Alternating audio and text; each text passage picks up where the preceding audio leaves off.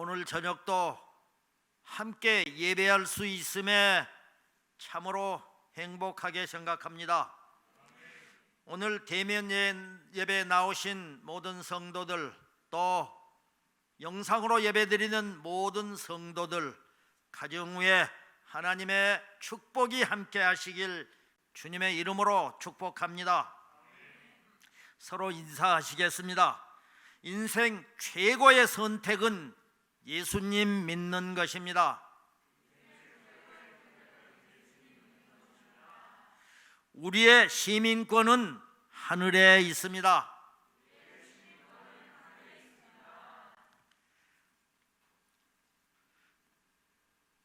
어느 집사님의 간증 이야기입니다. 저의 오래된 친구가 중한 병에 걸렸습니다.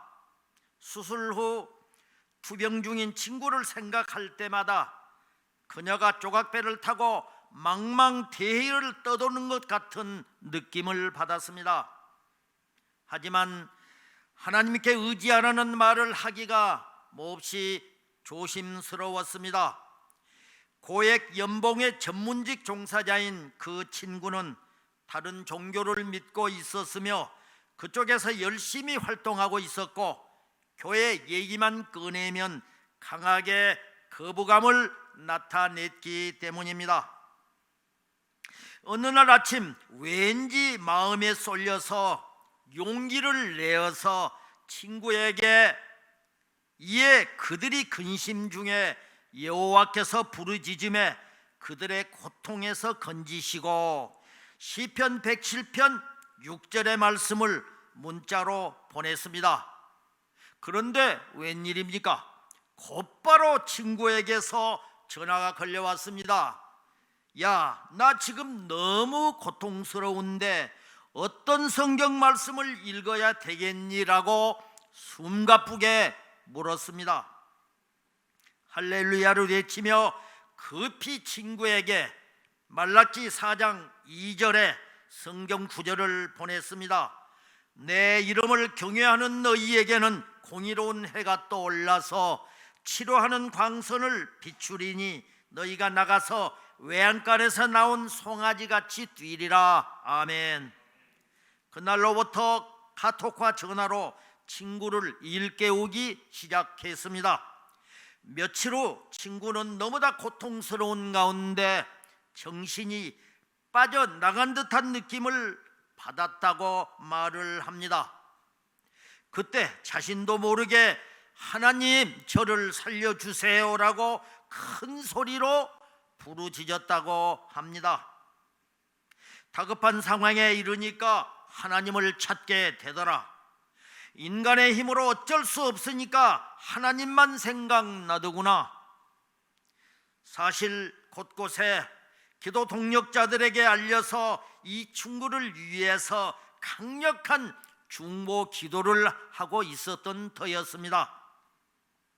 이후 그 친구는 모태신앙인 내가 화들짝 놀랄 정도로 하나님을 체험하며 주님의 따뜻한 그 편안한 품에 거하고 있음을 느낄 수가 있었습니다. 아직도 치료받아야 할 기간이 많이 남아있는데도 어느 틈엔가 심한 통증인 고통도 사라졌다고 말을 합니다. 친구는 예수 믿는 친구들이 아무 조건 없이 중보해 주고 사랑을 베풀어 주다니 정말 고맙고 감동적이야. 이 빛을 어떻게 갚지라고 고민을 했습니다.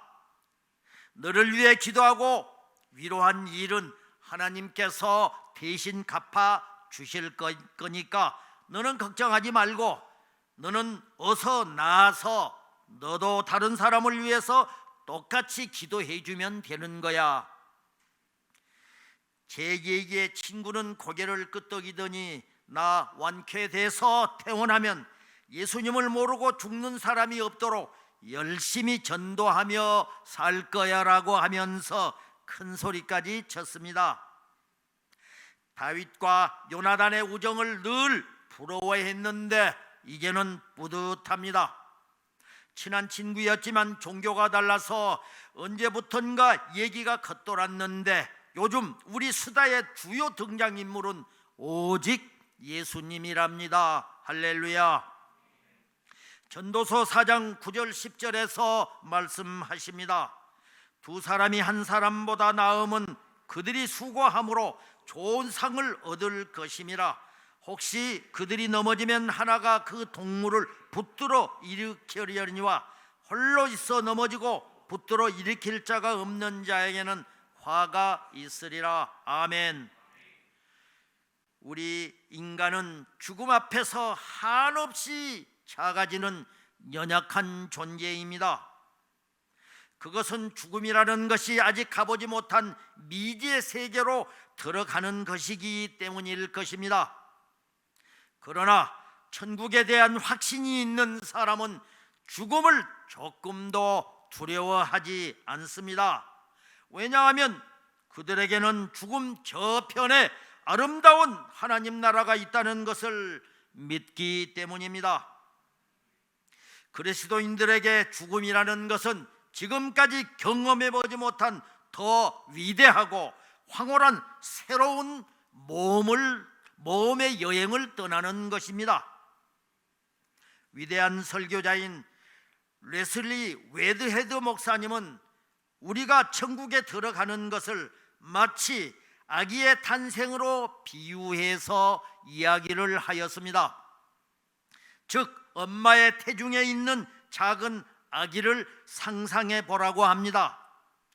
이 아기에게 엄마 뱃속은 모든 것이 순조롭고 너무도 평안한 곳입니다. 그런데 이 아기는 엄마가 주는 모든 영양분을 공급받으면서 안락하고 행복한 삶을 누리고 있습니다. 그런데 그때 누군가가 이 아기에게 말을 걸면서 이렇게 이야기한다면 어떻게 될까요? 얘야, 너는 이곳에서 계속 있는 것이 아니란다. 너는 곧 다른 세상에서 태어나게 될 거야. 그런데 우리 입장에서는 태어나는 것이지만 아이 입장에서 볼 때는 죽는 것과 마찬가지입니다. 그는 익숙한 지금의 세상을 떠나서 한 번도 가보지 못한 세상으로 나아가는 것이기 때문입니다. 아기는 싫어요. 나는 여기서 나가기 싫어요. 나는 여기가 좋아요라고 아무리 발버둥 쳐도 출산의 순간이 되면 그 아기는 엄마 태중에서 나가야 되고 곧 자신이 강하고 부드러운 팔에 안겨 있다는 사실을 깨닫게 될 것입니다. 어두컴컴한 엄마의 자궁 속에 들어가 있는 아기에게 천년색의 또 다른 세상이 있다는 사실을 아무리 그 아기에게 설명해 주어도 아기가 이해하지 못하듯이 우리의 죽음도 마찬가지입니다. 우리는 어느 날 주님이 부르시면 이 세상을 호련히 떠나갈 것입니다. 그때가 되면 정들었던 가족들과 사랑하던 사람들, 모든 익숙한 것들과 결별해서 전혀 모르는 미지의 세계로 나아가야 합니다. 그것은 하나님의 영광의 나라에 들어가는 새로운 탄생이기도 합니다. 할렐루야. 많은 사람들이 인간의 삶을 한 번뿐인 일생이라고 이야기를 합니다. 그러나 인간의 삶은 엄밀히 말하면 일생이 아니고 삼생이라고도 말할 수 있습니다. 엄마 뱃속에서 10개월, 이 땅에서 80년 내지 100년, 그리고 죽음 이후의 영원한 삶입니다. 그렇다면 가장 중요한 삶은 무엇일까요? 지금 이 땅에서 잘 먹고 잘 살며 행복하게 사는 것도 중요하지만 더 중요한 것은 영원한 삶을 어디서 보낼 것인가를 선택하는 것입니다. 결정하는 것입니다. 그러니까 앞의 삶은 뒤의 생을 잘 보내기 위한 준비 과정입니다. 이 땅에서의 삶은 그 자체로는 짧고 너무도 허무한 것뿐이지만은 우리가 어디서 영생을 보낼 것인가를 결정하는 기간이기에 너무나도 중요한 시간이라 하는 것입니다. 어떤 사람은 지옥도 지내다 보면은 견딜만 하겠지라고 생각을 합니다. 그러나 천국이나 지옥에는 시간의 개념이 없기 때문에 현재 느낌이 계속됩니다. 조금 있다가 실증나거나 시간이 지나면 익숙해지는 곳이 아닙니다. 천국은 너무 기쁘고 즐겁고 행복한 시간이 언제까지나 영원히 계속되는 곳이고, 지옥은 너무나 고통스러운 상태 그대로 영원히 가는 곳입니다. 그런데 많은 사람들이 천국에 들어가고 싶어 하지만은 천국에 들어가는 방법을 모르고 있습니다. 마치 남한테 피해 안 주고 나름의 착하게 살면은 천국에 가는 것으로 착각하고 살기도 합니다. 그러나 하나님은 오직 예수 그리스도를 통해야만이 영생을 선물로 주신다고 말씀을 하십니다. 요한복음 14장 6절에서 말씀하십니다. 예수께서 이르시되 내가 곧 길이요 진리요 생명이니 나로 말미암지 않고는 아버지께로 올 자가 없느니라. 아멘. 길이요 진리요 생명이신 예수 그리스도를 마음속에 받아들이고 영접하는 사람에게만 영원한 생명을 소유할 수 있다는 말씀입니다. 그러나 그 선택은 살아있는 동안에만 할 수 있습니다. 죽고 난 후에 하는 것은 아무런 가치도 없고 소용도 없습니다. 이제 우리가 해야 될 일이 있습니다. 사랑하는 가족과 친지들, 친구들과 이웃들에게 이 땅에서의 생명이 있을 동안 그들의 영원한 시간을 어디서 보낼 것인가를 지혜롭게 결정하도록 우리는 열심히 도와주고 또 열심히 그들에게 복음을 전해야 합니다. 디모데후서 4장 2절에서 말씀하십니다. 너는 말씀을 전파하라. 때를 얻든지 못 얻든지 항상 힘쓰라. 범사에 오래 참음과 가르침으로 경책하며 경계하며 권하라. 아멘. 고난 중간에 변화받은 어느 집사님의 고백입니다. 조소와 냉소 앞에 민망하지 않을 사람이 얼마나 될까요? 과연 있을까요? 기독교는 왜 그렇게 독선적이냐? 하나님밖에는 없다고 하고 다른 종교는 인정하지도 않지. 엄연히 종교의 자유가 있는데 조상은 왜 또 그렇게 무시하는데? 니네 교회 다니는 사람들은 왜 그렇게 유별나니? 왜 가만히 내버려두지 않느냐고. 너무 국성스러운 거 아니야? 혹시 광신자? 아니 설마 이단 아니니?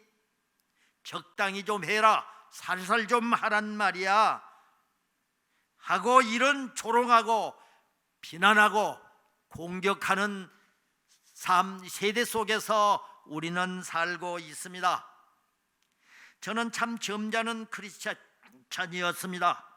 오랜 교회 생활 동안에 위의 조소를 별로 받지 않았으니까요. 얼마나 점잖고 우환한 크리스찬의 모습입니까? 내가 제일 두려워하는 건 전도였습니다. 그리고 정말 자신 없고 제일 싫어하는 건 새벽 기도에 나가는 것이었습니다. 그러나 주변 사람들도 저를 참 편하게 대하는 것 같이 보였습니다. 혹시 모르죠? 교회 다니는 내가 뭐 저런 신앙생활을 하는가 하면서 은근히 비웃었을지도 모르지만 제일 편한 건 바로 저였습니다. 그런데 그런 저의 모습이, 그런 저의 마음속이 사실은 사랑이라고는 찾아볼 수 없는 무정한 마음의 결정체였기에 그렇게 살아왔음을 비로소 깨닫게 되었습니다. 그래서 지나간 세월이 너무도 허무하고 행복하지 않았는지도 모릅니다. 그런데 웬일입니까? 고난주간 둘째 날입니다. 이제는 예수님의 십자가가 눈에 보이기 시작합니다. 십자가 보혈이 내 가슴을 적십니다. 그 피를 도저히 외면할 수가 없습니다.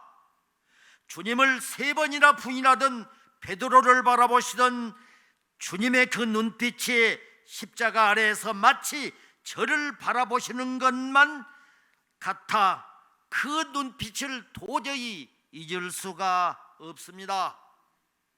가슴이 떨리고 아파옵니다. 사랑입니다. 사랑이겠죠. 오직 사랑으로만 설명할 수 있을 것 같습니다. 이제는 나도 사랑하면서 살아야만 살 수 있을 것 같습니다. 이제부터라도 사랑하며 살겠습니다. 그래서 이제는 나를 만나는 모든 사람들에게 불편하게 해야 하겠습니다. 우선 남편이요, 자녀들이요, 형제 자매와 이웃들, 그리고 친지들과 친구들입니다. 혹시 여러분 중에 언제든지 간에 저를 만났을 때 제가 일상의 수다만을 떨고 있거나 먹기만 한다거나 침묵하고 있다면 결단코 말할 수 있습니다. 당신을 사랑하지 않기 때문입니다. 당신을 향한 사랑이 없기 때문일 수 있습니다. 아니, 당신을 위해서 기도하지 않았기 때문입니다. 그러므로 저에 대해서 서운하게 생각하셔야 합니다. 저에 대해서 불쾌하게 생각하고 저에 대해서 질책해 주셔야 합니다. 너는 예수 믿는 사람이 왜 그 모양이냐 하고 나를 질책해 주셔야 합니다. 이건 제 자신에 대한 선포이기도 합니다. 이제부터라도 나에게 허락된 모든 사람들을 위해서 그들에게 복음을 전하고 기도해 주고 그들을 주님의 사랑으로 사랑하겠습니다. 할렐루야. 마가복음 16장 15, 16절에서 말씀하십니다. 또 이르시되 너희는 온 천하에 다니며 만민에게 복음을 전파하라. 믿고 세례를 받는 사람은 구원을 얻을 것이요 믿지 않는 사람은 정죄를 받으리니. 아멘. 예수님은 부활하시고 40일 동안 제자들과 계시다가 그들이 보는 앞에서 승천하시었습니다. 주님이 승천하시기 전 우리에게 주신 마지막 명령이 있습니다. 그것이 바로 만민에게 복음을 전파하라는 명령입니다. 이것은 부탁이나 선택이 아닙니다. 반드시 지키라고 말씀하신 주님의 지상 명령입니다. 하나님께서는 사람을 로봇처럼 만들어서 강제로 믿게 하지 않으셨습니다. 하나님의 은혜로 먼저 구원받은 나에게, 우리에게 믿지 않는 세상을 향해서 그 복음을 전파하고 또 전도의 사명을 감당하라고 맡겨 주시었습니다. 그리고 전도하는 자에게 복을 주신다고 약속하시었습니다. 고린도전서 15장 58절에서 말씀하십니다. 그러므로 내 사랑하는 형제들아, 견실하며 흔들리지 말고 항상 주의 일에 더욱 힘쓰는 자들이 되라. 이는 너희 수고가 주 안에서 헛되지 않는 줄 알미라. 아멘. 전도는 하나님에 대해 모르는 사람을 그리스도에게로 인도하는 것입니다.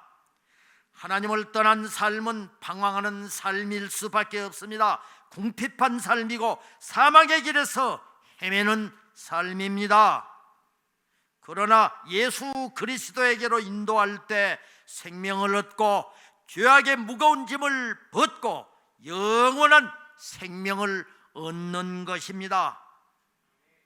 전도하고 싶어도 말을 잘 못해서, 아니 거절당할까 봐 두려워서, 아니 용기가 나지 않아서, 무엇을 어떻게 전할지를 몰라서, 이렇게 내가 바쁜데 잘못했다가 관계가 어색해질까 봐서, 아니 내 신앙도 아직 변변치 못한데 내가 무슨 자격으로, 이런저런 핑계로 지금까지 전도를 못하고 계시지는 않습니까?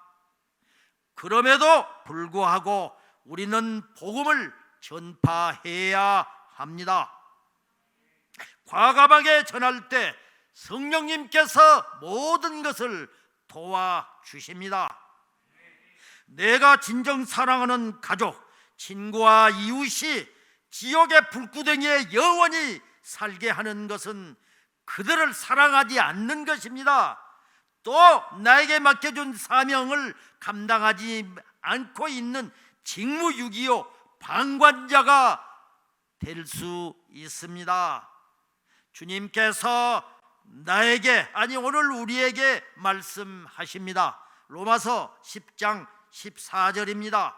그런즉 그들이 믿지 아니하는 일을 어찌 부르리요, 듣지도 못한 일을 어찌 믿으리요, 전파하는 자가 없이 어찌 들으리요. 아멘. 이제 태신자를 작정하시고 매일 그들을 위해서 더 기도하고 그들이 인생 최고의 선택인 예수 그리스도를 선택하고 영접하게 해서 하나님의 자녀가 되도록 선한 영향력을 발휘하시길 주님의 이름으로 간절히 축복합니다. 오늘 본문 말씀은 모든 사람이 한 번 죽는 것은 정해진 것이요 죽음 후에는 반드시 심판이 따른다고 말씀하십니다. 첫째, 모든 인생은 반드시 끝이 있다는 것입니다. 본문 27절을 읽겠습니다. 한 번 죽는 것은 사람에게 정해진 것이요 그 후에는 심판이 있으리니. 아멘. 우리가 사는 인생의 모든 여정은 반드시 끝이 있기 마련입니다. 그 종착역은 바로 죽음이라는 것입니다. 이 땅에 사는 동안 모두에게 공평하게 단 한 번의 인생이 주어집니다. 그 인생은 우리가 원하든 원하지 않든 속히 지나가게 되어 있으며 결국엔 죽음을 맞이하게 되는 것입니다. 건강하거나 약한 것을 떠나서 잘났거나 못난 것, 그리고 가난하거나 부한 것을 떠나서 모든 인생은 공평하게 단 한 번만 주어지고 죽음을 피해가는 인생은 하나도 누구도 없다는 것입니다.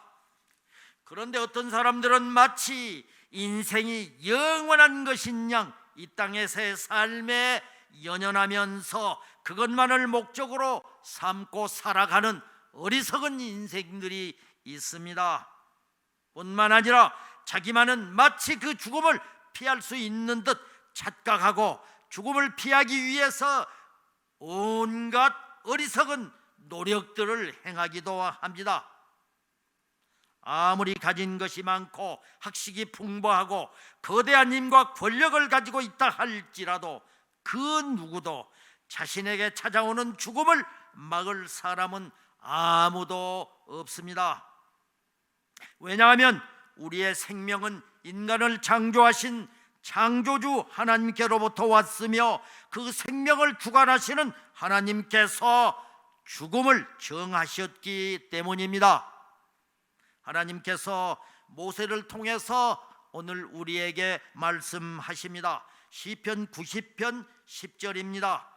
우리의 연수가 70이요 강건하면 80이라도 그 연수의 자랑은 수고와 슬픔뿐이요 신속히 가니 우리가 날아가니이다. 아멘. 이제 우리 성도들은 죽음을 바라보며 인생의 끝이 반드시 있음을 알고 죽음을 이길 수 없는 우리 인간의 한계를 깨달아야 합니다. 하나님께서 주신 지혜와 총명 그리고 부와 영광을 누렸던 솔로몬 왕도 전도서 7장 2절에서 고백하고 있습니다. 소상집에 가는 것이 잔치집에 가는 것보다 나으니 모든 사람의 끝이 이와 같이 됨이라.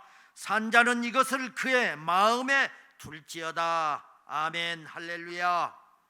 둘째로 그 후에는 심판이 있으리니 말씀하십니다. 본문 27절을 다시 한번 읽겠습니다. 한번 죽는 것은 사람에게 정해진 것이요 그 후에는 심판이 있으리니. 아멘. 본래 하나님께서는 사람을 하나님의 형상대로 손수 빚으시고 영을 코에 불어 넣어 주셔서 하나님의 속성을 지닌 영적인 존재로 인간을 창조하셨습니다. 그러므로 첫 번째 사람 아담과 하와는 하나님이 주신 권위로 다스림의 축복과 영으로 하나님과 교제하는 축복, 그리고 영생할 수 있는 축복을 누리게 되었습니다. 그러던 중 하나님께서 아담과 하와에게 하나님을 향한 그들의 순종과 사랑의 여부를 선악과를 통해서 시험하시었습니다.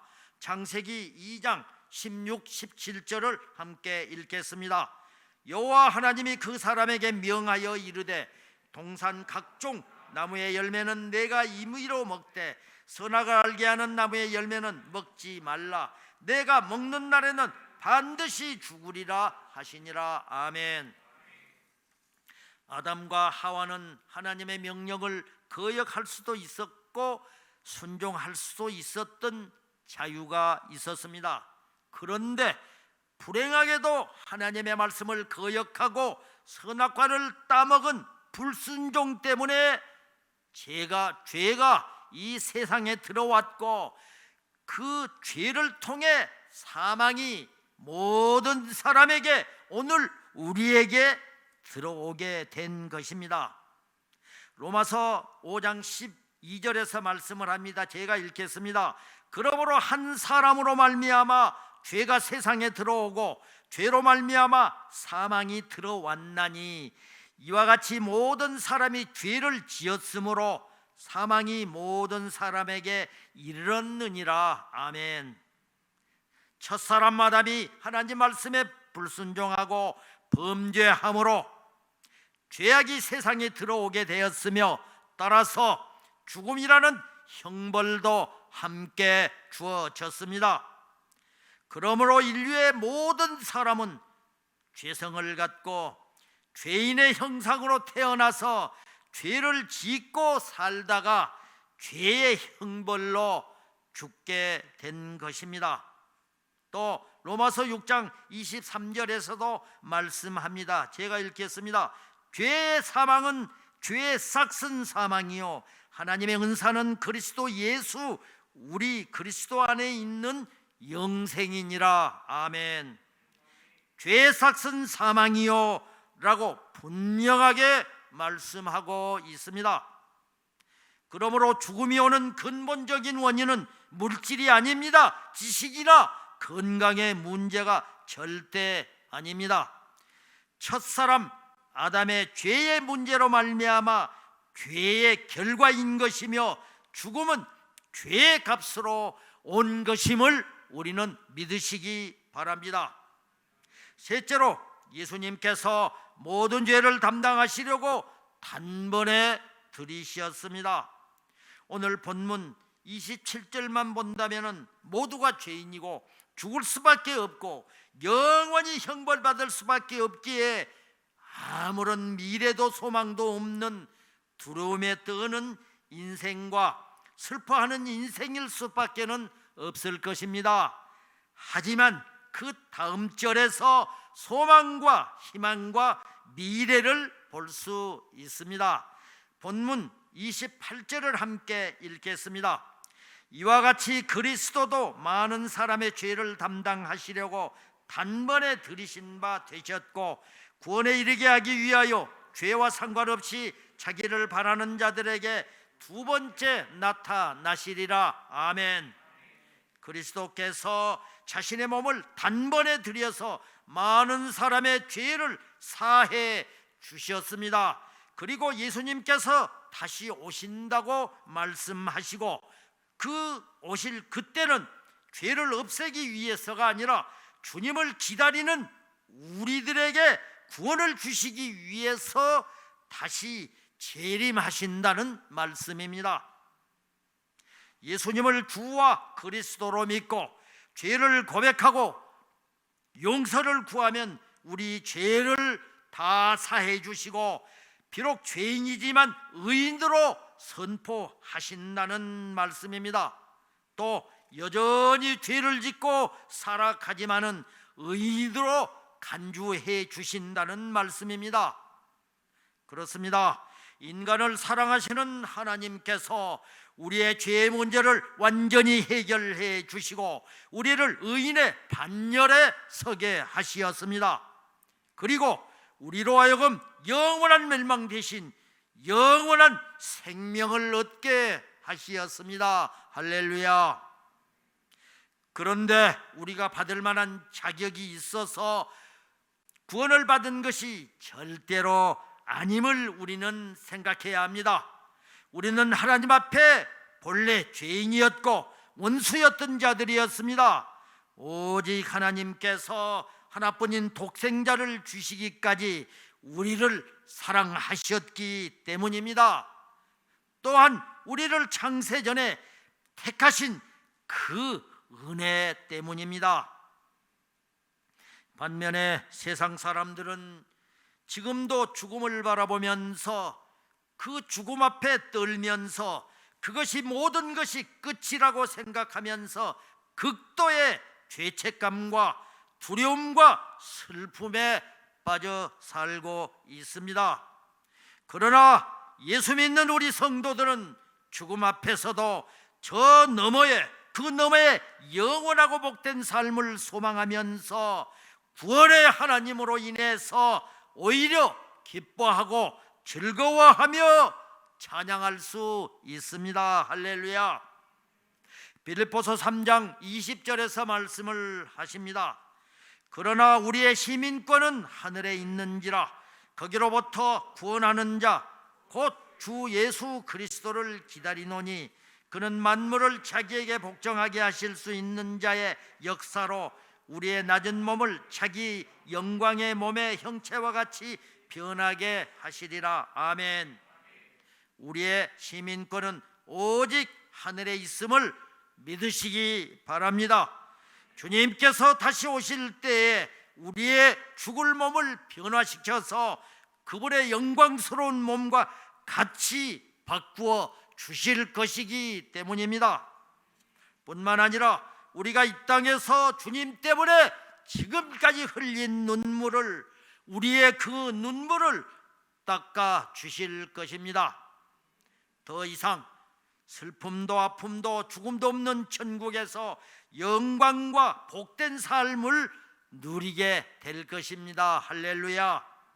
성도 여러분, 잠시 잠깐 있다 사라지는 이 세상에 소망을 두는 것이 아니라 다시 오실 예수님을 기다리며 영원한 하늘나라의 소망을 두고 끝까지 우리는 믿음을 지키고 아직 믿지 않는 가족과 친지들, 이웃과 친구들, 그들을 구원시키고 오직 하나님 영광을 위해 충성을 다하는 화평교회가 되고 저와 여러분이 되기를 주님의 이름으로 축원합니다. 축원합니다.